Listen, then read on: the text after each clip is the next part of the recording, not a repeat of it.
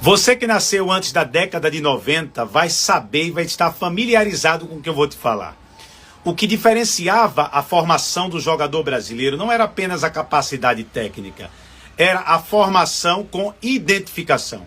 O jogador brasileiro começava e terminava a formação quase que na mesma equipe, fazendo com que toda a construção dele, ele tivesse amor e entrega a uma determinada marca.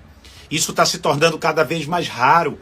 E isso fez com que a qualidade do jogador formado no Brasil se perdesse. Porque você imagina alguém que está sendo formado e cada ano ele muda de lugar. Ele percebe que ele é apenas uma moeda de troca. Ele não é mais alguém que está ali para ser desenvolvido. O Ryan, maior destaque do futebol brasileiro esse ano, está desde 6 anos no Vasco da Gama. Se o Brasil voltasse a formar jogadores com identificação.